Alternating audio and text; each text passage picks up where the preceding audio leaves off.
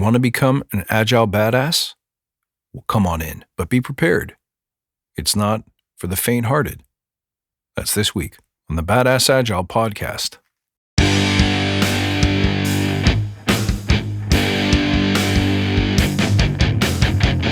Greetings, team.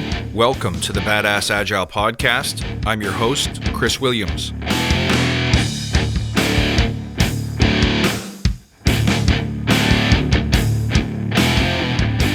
Greetings, everyone. Welcome. Hey, thank you for being a listener. Appreciate having you here. It's been a good week. I hope it's been a good one for you too. Man, there's a lot of Scrum Masters, a lot of coaches, a lot of Agile practitioners, ain't there? How do you stand out above all that noise? How do you become an Agile Badass? Truly unique in your field. A real operator. A real champion. How do you do it? Before I answer that question, let's remember why we're here.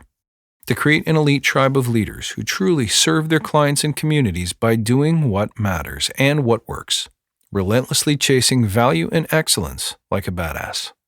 There's so many resources out there about what you need to do to be agile, but we're focused on who you need to become in order to lead teams. So let's hammer down those fundamentals to create a truly unique and unstoppable force in this industry.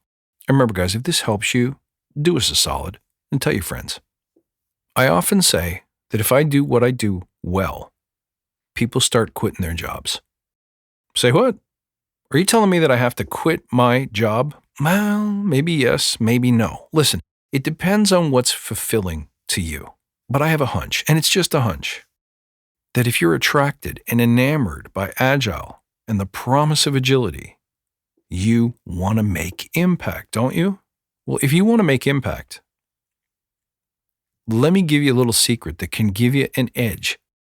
You need to work directly with the people who want the results. I want to explain that. If you want to do low resistance, low impedance agility, meaning the effort that you put in is roughly equal to the results that you get out, with less waste, less spinning, less heartache, less failure, then you need to be closer to the people who are investing in agility to get a certain result. Doesn't that make sense? Think about the benefits. If you're working closely with the people who are on the hook for the results, you can help jointly define the results. You can even create motivation for yourself and your team by putting yourself on the hook for those results, meaning you choose to be measured on those outcomes. But because you have a hand in helping define them and refine them, you can do that in a way that is much lower risk than what you're used to. If you're closer to the people who are on the hook for the results, you can bring your honest counsel. You can speak to those directly who are responsible for action and decisions and culture about what an agile mindset requires, about what concessions they'll have to make, about what trade-offs they might want to prepare for. It's also much easier to communicate true status because it's not filtered through 6 levels of management. If you're sitting in a room with the person who's on the hook for the results, you are face-to-face with the person who makes the decision to trust in teams, the person who makes the decision to change the parameters that affect the team, budget, scope, time, priority. When you have issues or roadblocks, you have a direct bat phone to the person who can help clear them for you.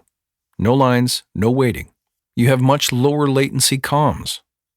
When something happens in the team room, you can communicate it immediately to the person who needs to know about it.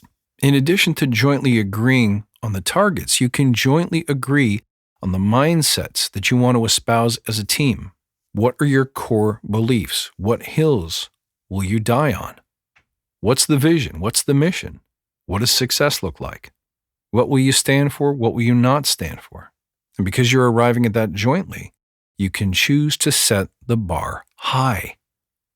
Now that has impacts in all kinds of areas, not least of which you get to choose who's on the team. See, now that matters because as you know, I believe in willing minds and projects that fit. So here we have the opportunity to be strategic about where we try first experiments in agility. Where does our transformation begin? Where should it not go? Where must it wait? Now, what's this got to do with quitting your job?